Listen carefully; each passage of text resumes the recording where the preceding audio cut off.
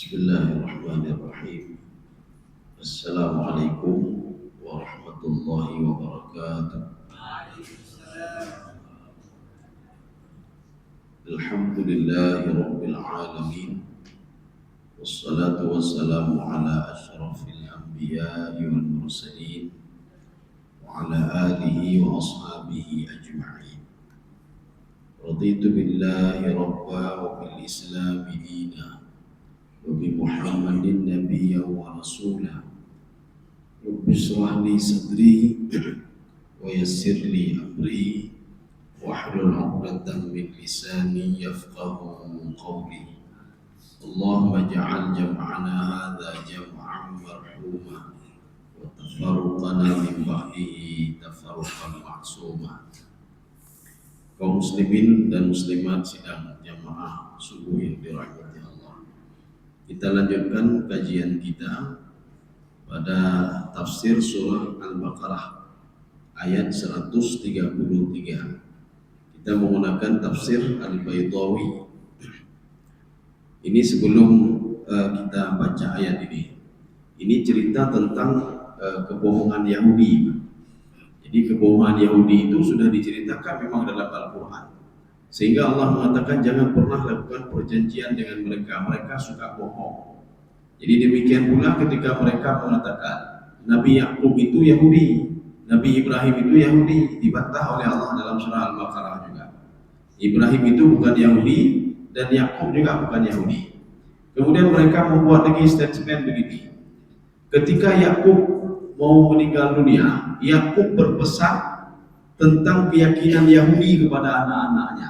Ya, ini juga dibantah juga dalam Al-Quran. Tidak pernah Nabi Yakub alaihissalam itu memberikan nasihat kepada anaknya untuk beriktikad sebagaimana iktikadnya Yahudi. Itu tidak ada.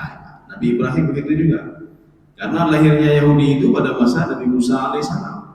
Kalimat Yahudi adalah berasal dari bahasa Ibrani yang artinya hada Yahudu Yahudian. Maknanya itu apa? Taba yatubu, taubatan. Maka makna hada Yahudu dalam Al-Quran inna hudna ilaika itu bukan bahasa Arab, tetapi bahasa Ibrani yang artinya apa? Kami bertaubat, kami bertaubat. Itu muncul pada masa Nabi Musa alaihissalam ketika mereka mau diazab oleh Allah melalui malaikat Jibril. Mereka mengatakan kami bertaubat. Dalam bahasa Ibrani kami bertobat inna hudna ilaika. Hudna berasal dari kalimat hada Yahudu Yahudiyan. Sekarang kita lihat ayat 133. A'udzu billahi minasy syaithanir rajim. Bismillahirrahmanirrahim.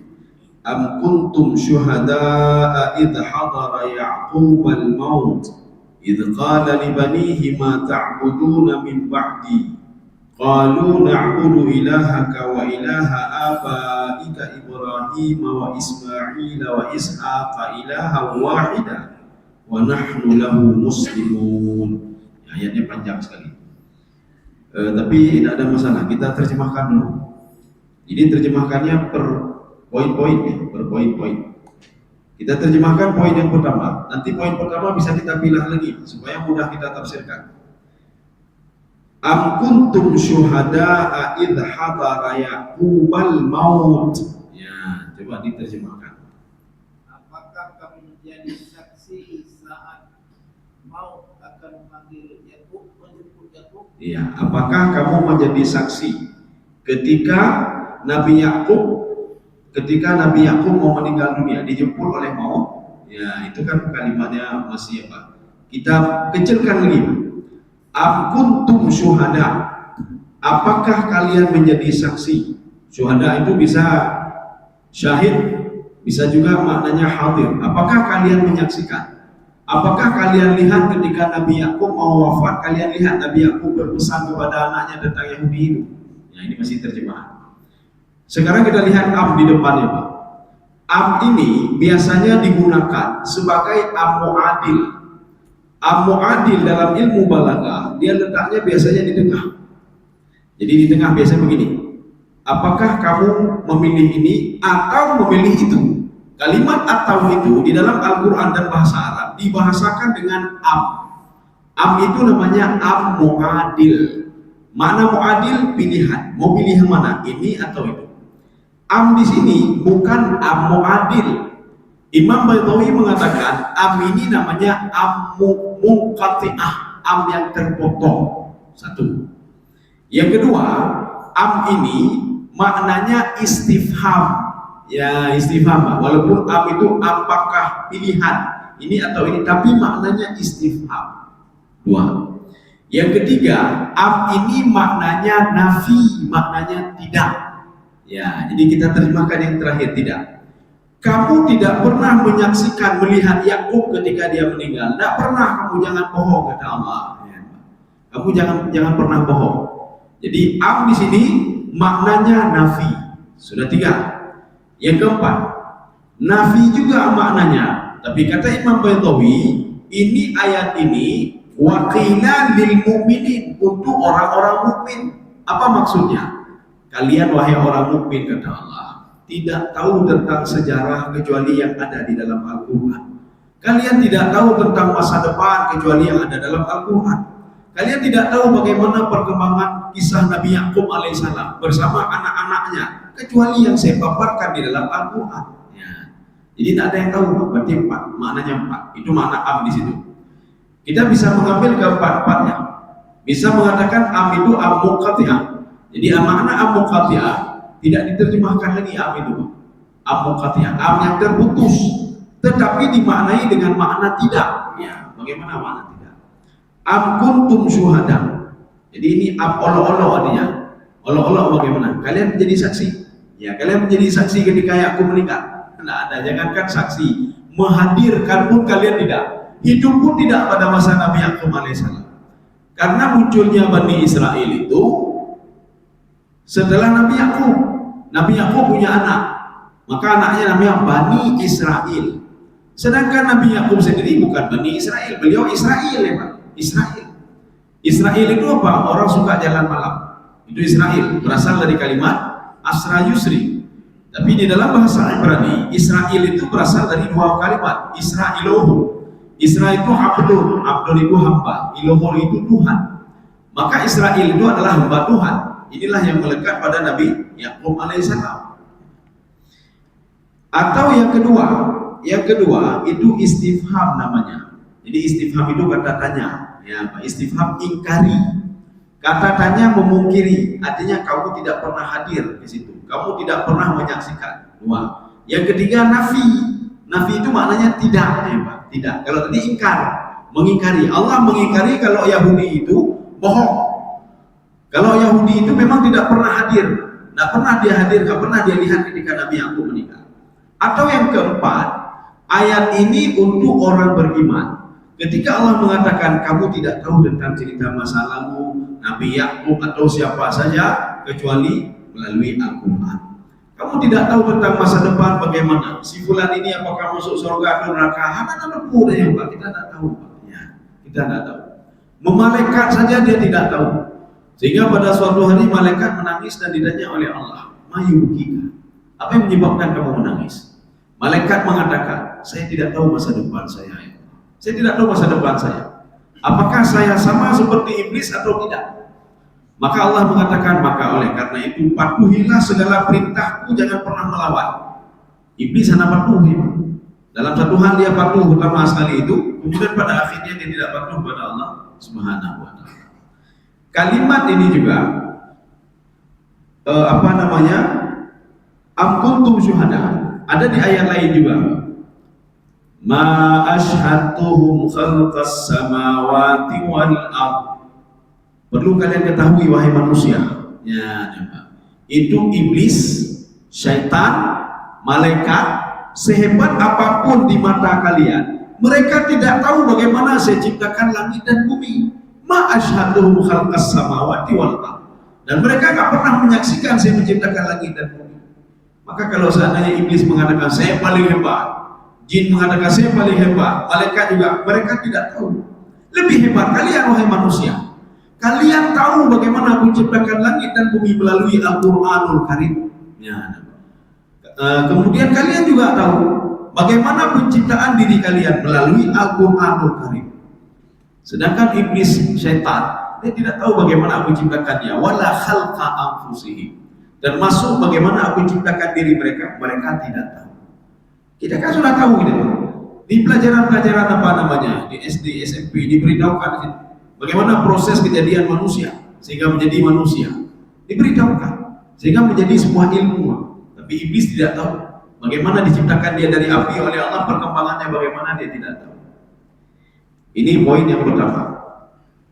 Poin yang kedua, idh hadara Yaqubal maut. Ya. Ketika Nabi Yakub itu didatangi oleh kematian. Ini maknanya apa sebenarnya? Sebenarnya kematian itu memang sudah menjaga-jaga kita nyawa. Bukan kita yang mencari mati, tapi mati yang mencari kita nyawa. Idh hadara Yaquba al-maut. Ini kalimat ini dalam kajian ilmu dalam kajian Imam Sibawi. Ini maknanya fa'il. Fa'il itu apa? Kata kerjanya. Kata kerjanya siapa? Kematian. Rupanya kematian yang mencari-cari kita. Pada suatu hari, Nabi Sulaiman sedang berdialog dengan seorang pemuda. Ketika beliau sedang berdialog dengan seorang pemuda, tiba-tiba ada orang lain yang berada agak jauh dari mereka, yang terus memperhatikan mereka. Pemuda tadi bertanya, "Ya Nabiullah Sulaiman, itu siapa yang melihat kita itu?" Apa kata Nabi Sulaiman? Itu malaikat pencabut nyawa. Pemuda ini takutnya luar biasanya, pasti cabut nyawa dulu. Pasti mau cabut nyawa saya. Wahai Nabiullah Sulaiman, tolong engkau berikan anginmu sebentar. Saya mau terbang ke tempat yang paling jauh sekali, supaya jauh dari kematian ini. Menuju udah angin kaki pohon, sudah terbang ya. Kemudian setelah itu malaikat tadi mendatangi Nabi Sulaiman. Kemudian apa kata Nabi Sulaiman? Kamu kenapa lihat kami tadi? Kenapa lihat muda itu? Saya heran, kata malaikat. Saya mau mencabut nyawa dia di tempat yang jauh sekali. Kenapa dia masih berada di sini? Kata malaikat. Kenapa dia masih berada di sini? Saya akan mencabut nyawa dia di sebuah tempat yang sangat jauh sekali. Tapi saya heran kenapa dia masih berada di sini. Ini membuktikan juga malaikat tidak tahu hal gaib. Malaikat tidak tahu hal gaib, kecuali diberitahukan oleh Allah Subhanahu wa taala. Malaikat juga tidak tahu masa lalu, kecuali diberitahukan oleh Allah Subhanahu wa taala. Jadi artinya innal mautal ladzi tafirruna minhu fa innahu mulaqikum. Kematian walaupun kalian lari dari kematian, dia akan menjumpai kalian. Di dalam tafsir Ibnu Abbas mengatakan hana ulul dari kematian. Tidak ada orang yang tidak tahu tentang kematian. Maka beliau mengatakan makna tafirru di sini apa? Lalai. Ya, orang lalai. Semua orang tahu kalau dia mati. Hana ulul. Semua orang tahu.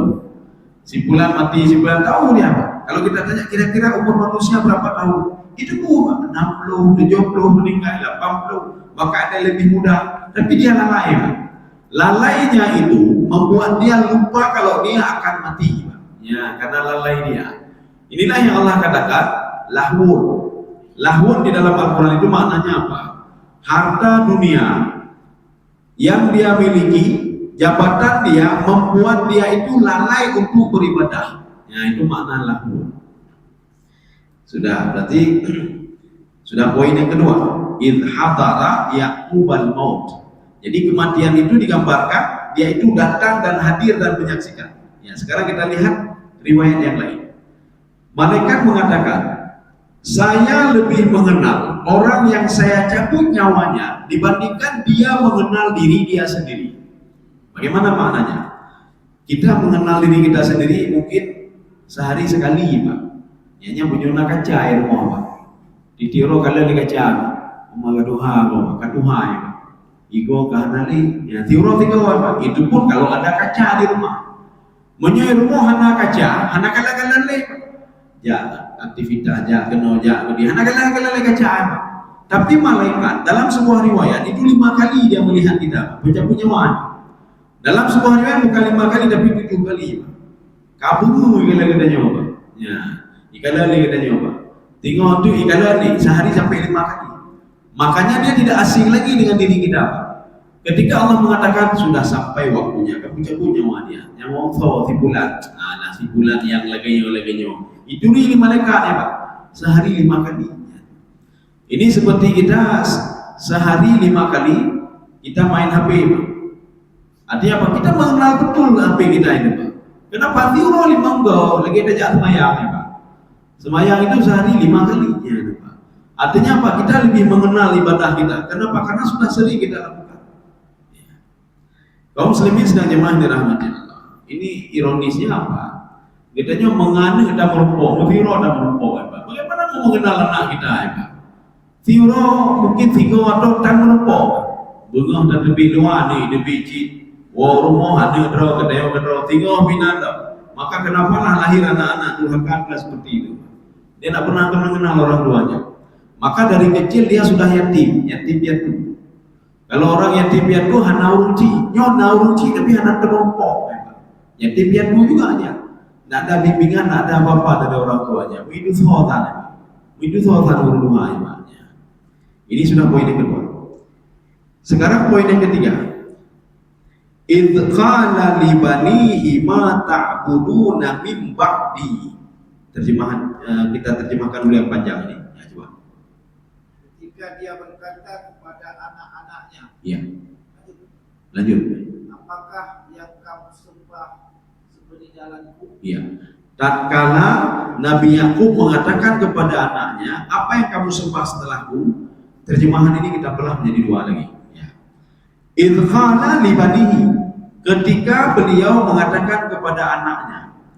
Idh itu mengandung makna apa? Idh itu tentang sejarah, ya, Pak. Satu. Yang kedua, kalau idh ada dalam Al-Quran itu maknanya apa? Uzkur ya Muhammad li ummatika, kasih tahu kepada umat. Itu makna idh. Jadi nanti dalam Al-Quran, wa idh qala Ibrahimu rabbi arini kaifa tuhyil mauta. Tatkala ini terjemahannya, tatkala Nabi Ibrahim alaihissalam mengatakan, ya Allah nampakkan kepada saya bagaimana engkau hidupkan orang mati. Tafsirannya bagaimana? Ya Muhammad, ceritakanlah. Wa idh qala Ibrahimu rabbi arini kaifa tuhyil mauta. Ya Muhammad, ceritakan kepada umatmu. Nabi Ibrahim itu pernah minta kepadaku bagaimana cara menghidupkan apa yang mati. Ya, bagaimana cara menghidupkan orang mati. Makanya kalau ketika baca Al-Quran, kalau kita tidak memaknai seperti itu, kita akan mengatakan, oh cerita Ibrahim, hanya hubungan katanya, padahal hubungan erat dengan kita. Ini begitu juga, tidak ada hubungan dengan kita. Ini kan Nabi Yakub berbicara sama anaknya, ada hubungan dengan kita ini. Maka makna itu di situ adalah, uzkur ya Muhammad li ummatika. Ya Muhammad, kasih tahu kepada umatmu. Pada suatu hari Nabi Yakub pernah ngomong sama anaknya. Artinya apa? Allah ingin mengatakan kalau nanti di antara umatmu ada yang meninggal juga, pesanlah seperti pesannya Nabi Yakub pada anaknya. Jadi baik pesan yang kau ni, Pak. Ya, pesan kau pun, menyayang mati pun bajuh pesan dia baik. Allah sudah mengatakan nahnu narzuquk, saya memberikan makan kamu dan anakmu kata Allah. Saya memberikan makan anakmu dan kamu kata Allah. Oh hanya mungkin karena kita tidak tawakal kepada Allah. Kalau Allah Subhanahu wa Ta'ala tidak memberikan makan kepada makhluknya, yang duluan mati mungkin binatang, Pak. Kenapa? Akai hana binatang, Pak. Manusia akai na, ilmena, Pak. Cuma karena tidak yakin bertawakal kepada Allah, hanya dia tepung, Pak. Binatang, akai hana, pendidikan dan tikulatan, hana aja tikula binatang, lemah hana aja tikula, Pak. Tapi rezekinya rutin diberikan oleh Allah Subhanahu wa Ta'ala. Lemah akai. Kenapa? Karena binatang itu setiap dia lapar dia minta kepada penciptanya. Ba Allah ilake. Kita nyona lagi ya. Banta bedah menda kata pikir ila Pak. Banta bedah proyek lo tipulan ke Pak, tolong. Sibuk dia susah. Maka yang membuat susah itu adalah kita sendiri, Pak. Kenapa? Karena kita bertawakal kepada kekuatan kita. Yang kekuatan kita memang tidak sanggup. Kita bertawakal kepada finansial kita, kita tunjuk kuliah pengen dengan apa itu kekuatan kita. Coba kita tawakal kepada Allah. Maka ketika Allah mengatakan kalau kamu tawakal kepadaku, urusanmu akan saya urus kata Allah. Tapi kalau kamu tawakal pada dirimu, kerjakanlah itu sendiri kata Allah. Jangan minta pertolongan saya. Maka banyak orang yang stres karena dia bertawakal pada dirinya sendiri. Yang menyokon jabatan dun hana bereh madu. Denang mendang awak dun na jabatan tiga kayu bicara. Kayak mutasi. Ketika dimutasi kak dengi kak dia Pak, wah nanti udah boleh. Mu stres deh Pak. Kenapa? Dia tawakal sama jabatannya, dia tawakal sama hartanya. Tidak ada masalah nak, kamu bisa kuliah di mana saja, harta ayah banyak. Ya, besok dicuri harta ya Pak. Atau yang penguli kok, mau habis dia makanya stresnya Pak. Kenapa stres? Dia bertawakal pada dirinya sendiri, bukan kepada Allah Subhanahu wa Ta'ala. Jadi makanya baik hal-halnya katanya bantu. Kita tanya sama anak, nak udah salat nak, kalau ayah meninggal apakah kamu masih salat juga? Itu yang kita khawatirkan ya Pak. Supaya apa? Kita bisa mengambil manfaat juga dari anak itu. Baik katanya motonya tuh baik garu-garu itu bagi dua itu ada koblau itu baik itu pada urusannya Pak ya. Nanti tanah begitu juga dan lain sebagainya. Jadi urusan ibadah kan yang apa namanya? Itu yang kita khawatirkan seperti Nabi Yakub ini. Ya, sudah. Sekarang poin selanjutnya. Ya, ini di libanihi itu apa? Itu lam istihqaq namanya. Makna lam istihqaq, ketika beliau mau meninggal cuma anaknya saja di sini, orang lain tidak ada. Orang lain tidak ada. Maka Allah mengatakan, kamu Yahudi saja tidak ada di situ. Bagaimana kamu katakan Nabi Yakub itu memberikan nasihat kepada anaknya tentang Yahudi? Tidak mungkin itu kata Allah, tidak mungkin. Kamu saja tidak ada di situ. Yang ada cuma anaknya. Itu lam istihqaq namanya. Lam istihqaq itu artinya ini sama seperti taksis juga. Khusus ya, khusus mereka. Ini seperti di ayat lain. Alhamdulillahi Rabbil Alamin. Itu lam istihqaq namanya. Jadi puji-pujian itu tidak boleh untuk orang lain, semua untuk Allah. Kenapa? Yang jauh rezeki katanya Allah, yang pudih katanya Allah, yang pemati katanya Allah. Makanya alhamdulillah itu istihqaqnya untuk siapa? Untuk Allah, bukan untuk simpulan-simpulan dan lain sebagainya. Kaum muslimin sedang jamaah yang dirahmati Allah. Maka sekarang kita bertanya, mungkin kalau orang yang jeli di dalam ilmu tata bahasa Arab, mungkin dia akan bertanya begini. Kenapa di sini tidak?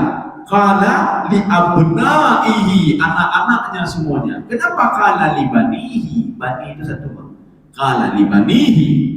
Ini di dalam kajian tafsir Ibnu Asyur, dalam kajian tafsir Zamakhsyari, ini namanya majaz mursal alaqah juz'iyah. Ini kalimatnya satu, tetapi untuk semua anak-anaknya. Ini Nabi Yakub alaihissalam ngomongnya sama paling tua, Rubel. Ya, Rubel itu yang. Coba kita perhatikan dari dulu. Ketika Nabi Yakub ipengut liane, yang pengut Rubel. Tapi sekarang Rubel dan semuanya itu 12 orang anaknya jadi anak-anak yang saleh semuanya. Semua mereka mengatakan kami akan menyembah Tuhan. Kami akan menyembah Allah Subhanahu wa Ta'ala. Padahal kan Rubel yang paling berukai, Rubel yang paling khaduh memang. Sehingga dia berani melawan raja. Anak orang aja melawan raja itu di Rubel ya Pak. Waktu itu pengganti raja itulah Nabi Yusuf alaihissalam ketika di Mesir ya Pak. Nabi Yusuf kan PLT ya Pak. Pegawai lillahi ta'ala ya Pak. PLT raja. Sehingga raja mengatakan apapun yang kamu lakukan saya akan selalu berada di samping. Maka waktu Bunyamin ditahan oleh Nabi Yusuf alaihissalam sebagai pengganti raja, ditahan. Apa kata Rubel? Cukup Rubel ya Pak. Serigala Idrop, tiba kejar Idrop. Kata Rubel, kamu kenal saya enggak? Ibu ahli Rubel ya Pak. Saya ini keturunan Bani Israel ini. Saya ini keturunan Yakub ini. Yakub yang terkenal itu. Nabi Yusuf diam saja. Itu punya keturunan Yakub juga. Saya ini kalau saya berteriak, itu 10 orang wanita yang mau melahirkan hanya jadi melahirkan ya Pak. Kemudian setelah itu apa? Nabi Yusuf alaihissalam menendang kaki Rubel, ditipak kaki Rubel melukok ini Pak. Ketika Rubel jatuh baru dia berdiri, ya ayuhal aziz, ya baru wahai yang mulia, mereka yang mulia. Ya Rubel, pakiban kereh oleh Rubel, kemudian pakiban kereh pemikiran Rubel. Tetapi ketika didoakan oleh orang tuanya kebaikan-kebaikan, jeroh nama Rubel itu Pak, jeroh nama Rubel. Ini termasuk Rubel di sini. Maka libanihi itu Rubel dan adik-adiknya termasuk Nabi Yusuf alaihissalam dan Bunyamin, 12 orang anaknya. Mereka kembali rukun, kembali kaget, demam kacroh, demam. Ini ingin Allah katakan apa? Kalau ada anak kita yang menyimpang 1-2 orang, berdoalah kepada Allah Subhanahu wa Ta'ala. Jangan biarkan mereka ya Pak. Yuk kan ancur, lebih gede bancul. Gimana bancul dong ya Pak? Nyana katanya Pak ya. Itu anak kita itu Pak. Jadi bagaimana kita berdoa kepada Allah supaya anak ini lebih baik lagi, lebih baik lagi. Seperti Nabi Yakub alaihissalam. Ini sudah diberikan seperti itu, kita berdoa lagi kejahatan, lebih buruk lawan hidup. Ya, lebih buruk. Ya. Makanya ini namanya i'tibar apa namanya? Majas mursal alaqah juz'iyah. Menyebutkan rubel satu orang tetapi masuk semuanya. Ya. Apa pesannya? Ma ta'buduna min ba'di. Ini tadi sudah diterjemahkan juga. Sudah. Apa yang kamu sembah setelah aku wafat nanti? Ya, apa yang kamu sembah setelah aku wafat? Kalimat na'budu itu diberikan batasan oleh Imam As-Sa'di supaya kita jangan terbayang na'budu itu salat saja, ibadah saja. Kalaupun ibadah saja, apakah pada masa Nabi Yakub ada ibadah? Bagaimana ibadahnya? Ini mereka mengikuti tuntunan suhuf Ibrahim. Tuntunan suhuf Ibrahim. Taurat begitu juga. Artinya apa? Mereka itu ibadahnya salat 2 rakaat di pagi hari, salat 2 rakaat di malam hari. Tuntunan Taurat demikian juga, salat 2 rakaat di pagi hari, salat 2 rakaat di malam hari. Nabi Muhammad sebelum turunnya kewajiban salat, juga beliau salat 2 rakaat di pagi hari, 2 rakaat di malam hari. Apa itu tuntunan nabi-nabi sebelumnya? 2 rakaat salat ya, 2 rakaat di pagi hari. Nabi Isa menyuruh umatnya juga, ausani bis salati was zakah. Saya dikirim untuk Bani Israel supaya mengajarkan mereka salat. Rupanya temayang jin. Kan dah mereka. Saya mengajarkan mereka salat dan bagaimana membayar zakat. Ya. Imam As-Sa'di itu memberikan batasan-batasan supaya jangan kita itu terbayang ibadah itu cuma salat saja. Jadi Nabi Yakub mengatakan kamu salat apa enggak nanti? Bukan itu saja, tapi lebih luas lagi maknanya. Apa kata Imam As-Sa'di? Jadi yang dimaksudkan dengan al-ibadah itu kullu ma ismun jami'un. Ibadah itu sebuah kalimat yang sangat luas sekali maknanya. Likulli ma yuhibbuhullahu wa yurdihi.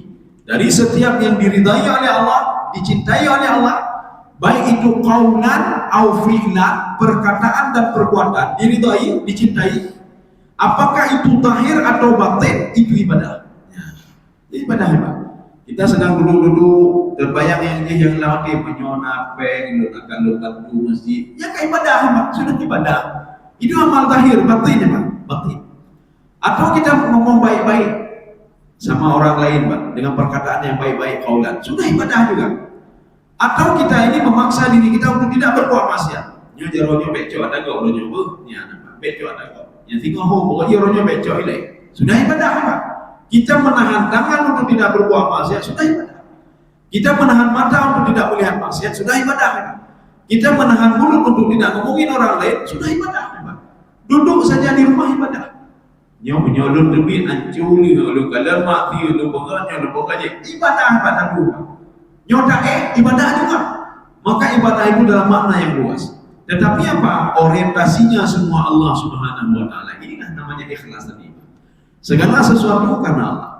Kalau kita punya landasan di dunia, maka semua ibadah itu enak sekali kita lakukan. Kenapa enak? Karena kita punya tujuan intinya ada apa?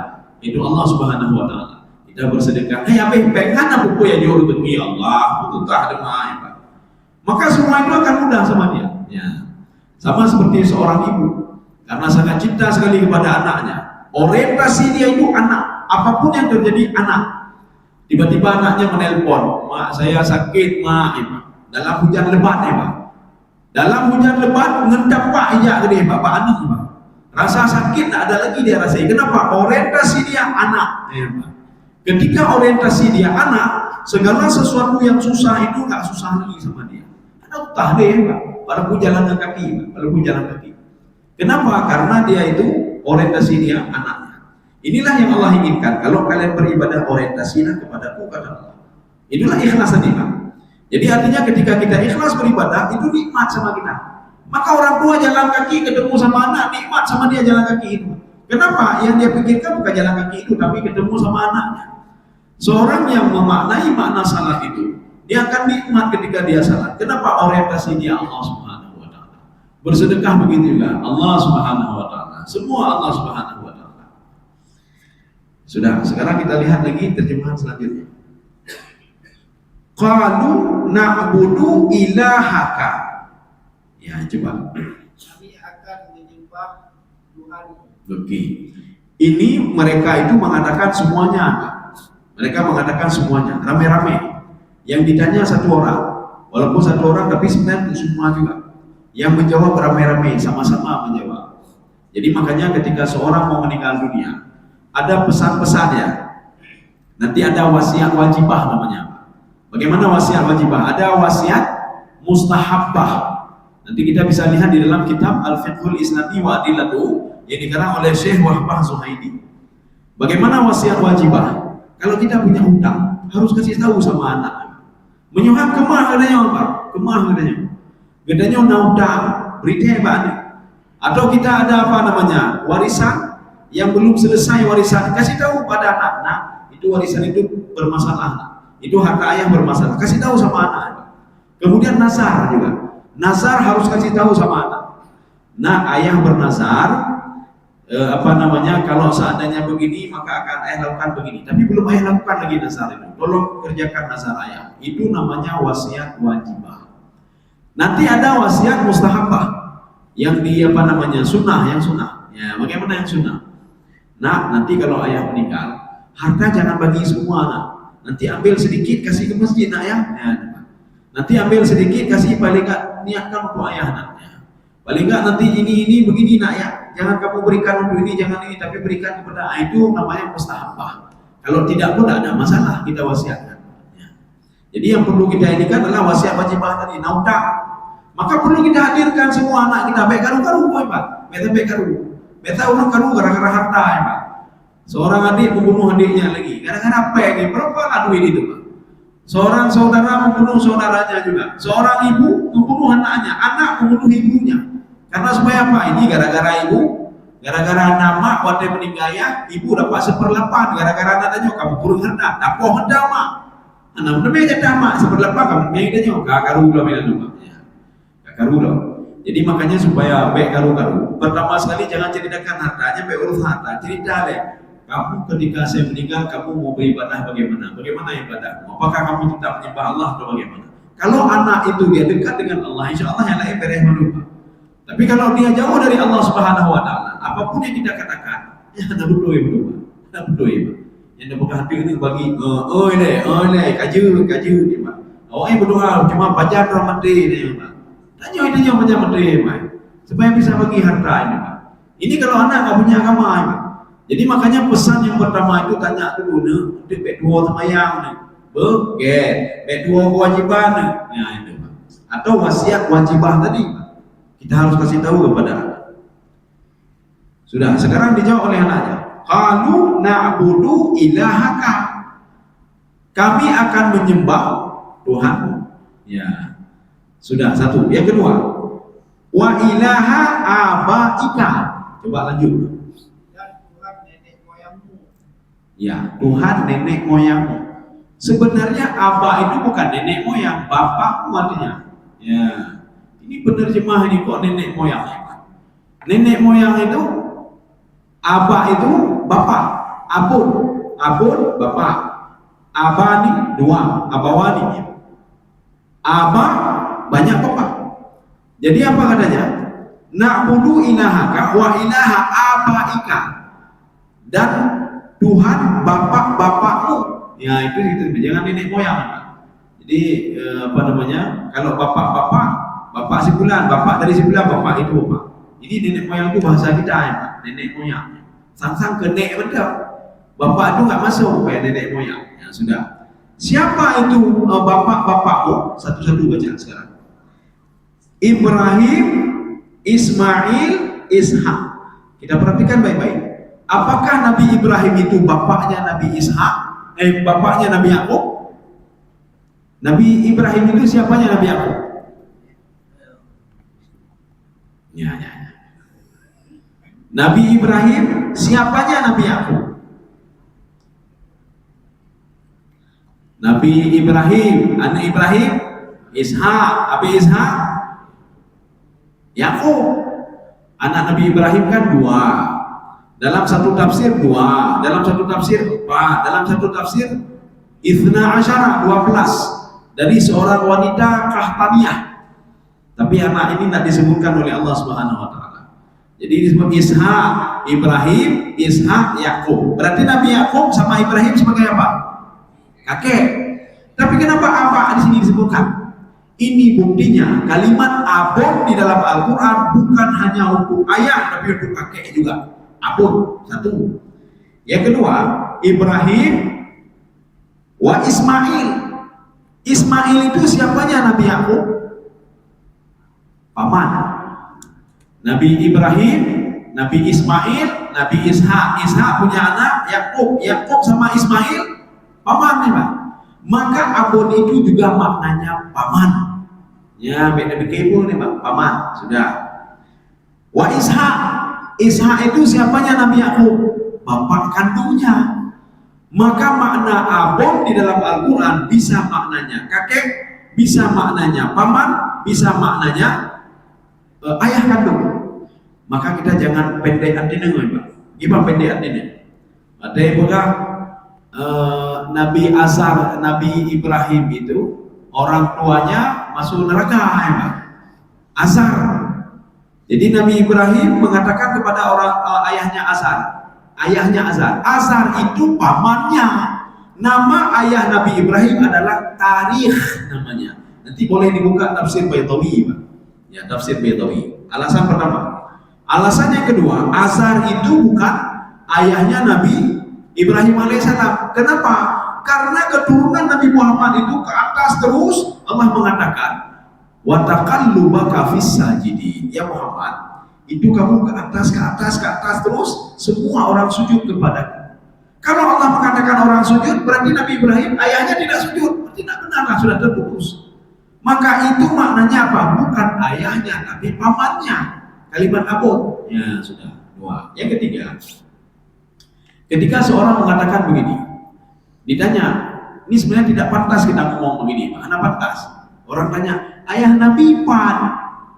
Ya tanya ngomong tanggo ayah Nabi Pan deh Pak. Kita kan marah juga kalau ditanya, ayah dan neraka apa surga kampung kita jawab. Kita akan menjawab sekarang. Jadi bukan apa namanya. Ada dalam sebuah hadis, ketika ada seorang pemuda mendatangi Rasulullah SAW, ya Rasulullah, ayah saya di mana ya Rasulullah? Apakah di surga dan neraka? Rasulullah menjawab, ayahku dan ayahmu di dalam neraka. Apa maksud ayahku di situ? Abi di situ maknanya apa? Pamanku Abu Talib, pamanku Abu Lahab bersama ayahmu di dalam neraka nanti. Jadi maksud Nabi Muhammad bukan Abdullah ayahnya Nabi, tidak. Berarti kalau Nabi Muhammad mengatakan ayahmu dalam neraka, berarti Allah wa taqallubaka fi sajidin. Keturunanmu ke atas itu kamu berasal dari keturunan orang yang sujud. Berarti Abdullah juga sujud kepada Allah dan tidak pernah menyembah patung, tidak pernah menyembah patung.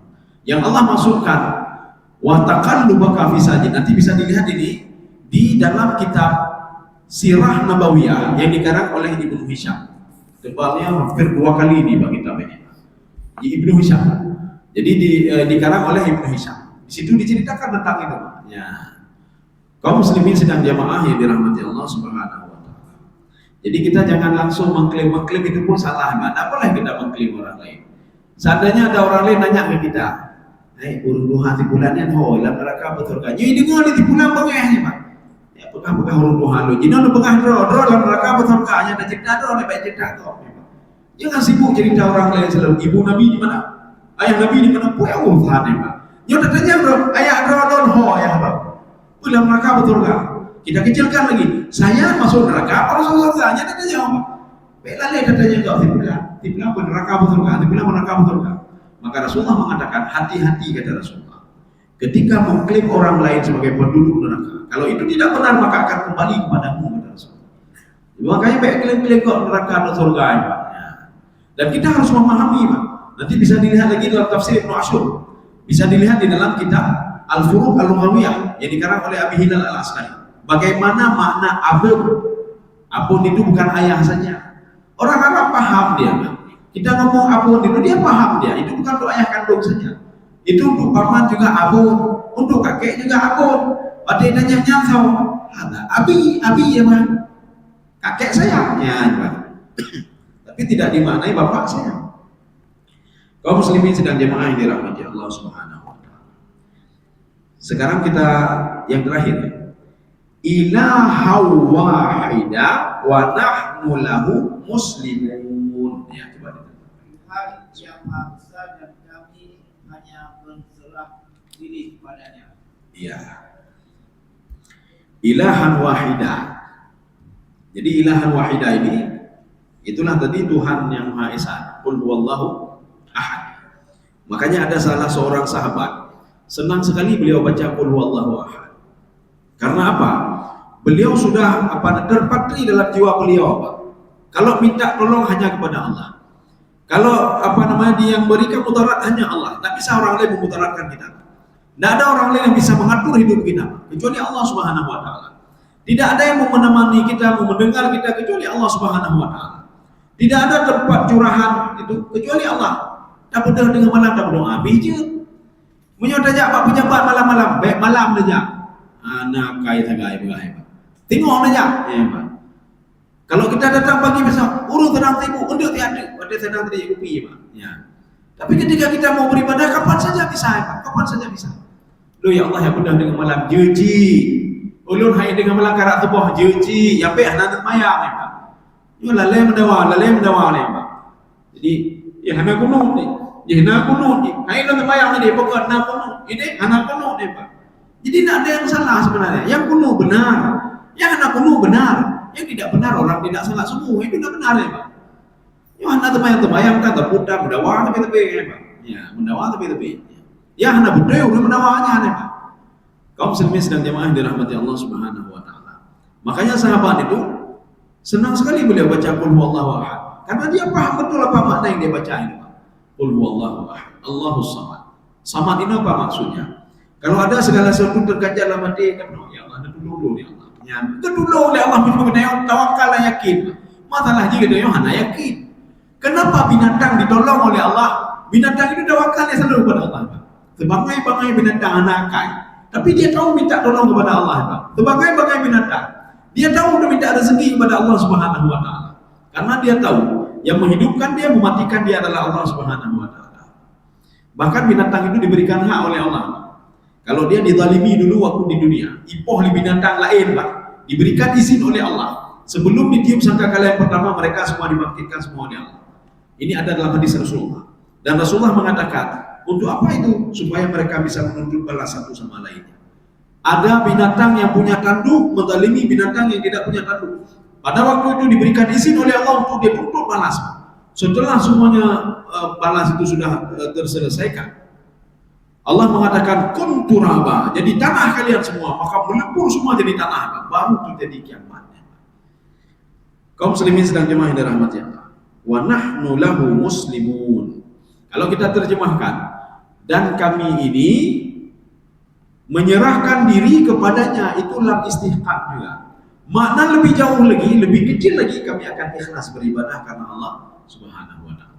Jadi kami beribadah tidak karena yang lain, tetapi karena ikhlas karena Allah. Maka makna muslimun di situ artinya apa? Al-khudu' wal inqiyad. Kami akan patuh dan taat kepada Allah selalu. Ini jawaban dari anak-anak yang dulunya mereka menentang ayahnya. Ya, tapi sudah jadi anak hijrah. Maka kan tidak sia-sia. Dibesarkan oleh Nabi Yakub alaihissalam. Ketika anaknya sudah menyeleweng, Nabi Yakub berdoa kepada Allah Subhanahu wa taala. Cuma kita perhatikan dalam surah Yusuf nanti. Tidak ada orang tua yang mau berdoa minta ampun untuk anak. Apa? Yang anak lagi ampun koronci. Rabbi ghfirli wali walidayya warhamhuma kama rabbayani saghira. Ya Allah, nepampun lo dan nepampun dosa runci lo. Tetapi doa Nabi Yakub apa? Ya Allah, nepampun dosa lo. Anak ini pampun ya Pak. Kalaupun anak nanti datang, orang tua datang ke anak. Hei, berdoa ke ya apa? Rabbil fili wali walidayya. Anak doa uruci. Ya, doa apa ampun kalau bau. Hana ya Pak. Tapi Nabi Yakub berdoa ke anak ya Pak. Berdoa ke anak. Kita kalau sudah sakit hati kepada anak, hana ada berdoa dia, ya Allah ampun dosa anak lu. Hana ya Pak. Balik-balik kita berdoa, nepujira hati gua ya Allah, nepujira hati gua. Cukup sakit tidur ya Allah, nyana. Maka kita perlu contoh Nabi Yakub. Sampai ketika beliau mau meninggal juga, beliau berpesan kepada anaknya, baik karu-karu ya Pak. Kalau kalian mau beribadah kepada Allah, kalian ikhlas beribadah kepada Allah Subhanahu wa taala, apapun keinginan kalian akan diberikan oleh Allah. Semua itu dunia itu mudah sekali itu. Tapi kalau kalian mengejar dunia, yang berdamai ya kalian mencerok. Setelah itu tidak dapat apa-apa lagi, tidak dapat apa-apa lagi. Maka kuncinya semua kita harus mengenal siapa yang memberikan nikmat, siapa yang menghidupkan, siapa yang mematikan. Itu harus kita kenali, Pak. Itu rezeki dan nikmati lagi. Bengong di tepi luar mencari sesuap nasi dan air.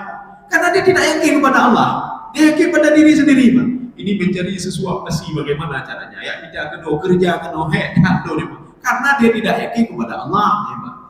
Allah mengatakan famshu fi manakibiha. Sekarang kamu keluar dengan bertawakal kepadaku. Kalau kamu patuh kepadaku, aku beri rezeki. Saya berikan rezeki itu untukmu, kata Allah Subhanahu wa taala.